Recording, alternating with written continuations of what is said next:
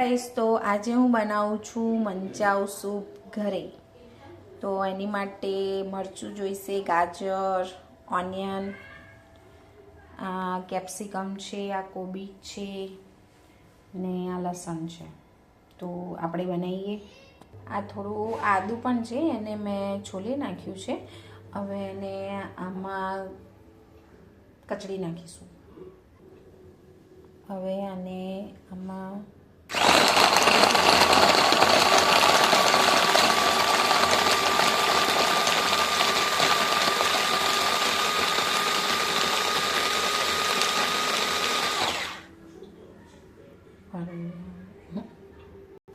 તો આ છે તેલ મૂક્યું છે.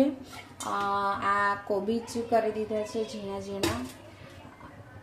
ઓનિયન છે લીલી. શું છે? કોર્ન છે. આદુ લસણ ને મરચાં છે. આ કેપ્સિકમ છે અને આ છે ગાજર.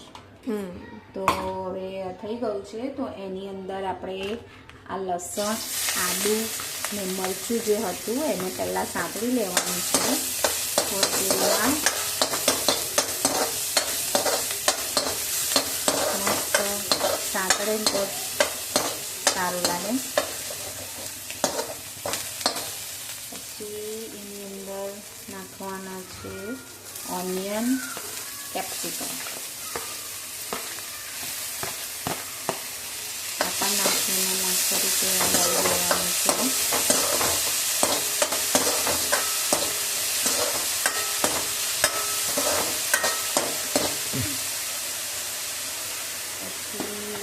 આ જે કોર્ન છે એ નાખવાનો છે.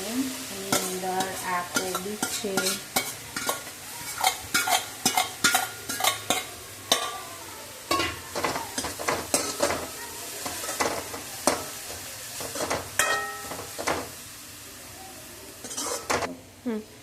આ છે ગાજર.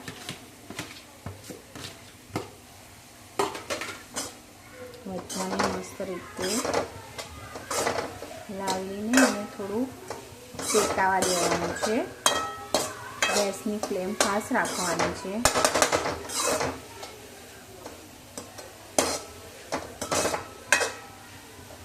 બહાર તો બધા પીવા જાય છે, પણ આજે વિચાર્યું કે ઘરે કંઈક નવું ટ્રાય કરીએ. હવે આની અંદર પાણી નાખી દઈશું.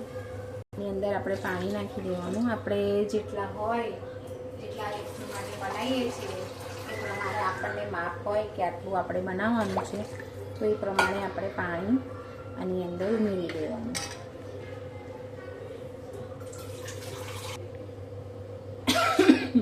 આપણે પાણી નાખી દીધું છે.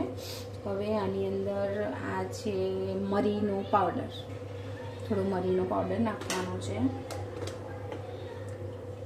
એને સરસ રીતે હલાવી દેવાનું છે. આની અંદર થોડું સોયા સોસ થોડો નાખવાનો છે, બહુ નહીં નાખવાનો. પછી આની અંદર થોડો ટોમેટો સોસ નાખવાનો છે.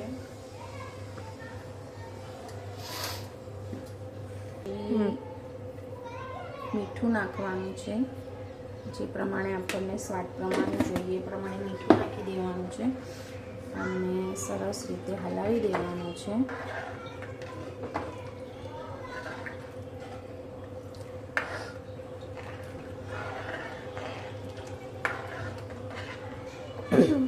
આને ઉકળવા દેવાનું છે થોડો. આ છે કોર્નફ્લોર. આની અંદર થોડો કોર્નફ્લોર નાખવાનો, જેથી થોડું ઘાટું થાય અને એનો ટેસ્ટ બહુ સારો આવે છે. આપણે જેટલું જોઈએ એટલું આપણે નાખી શકીએ આની અંદર.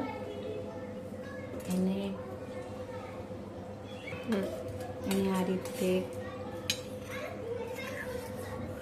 સરસ મિક્સ કરી દેવાનું છે.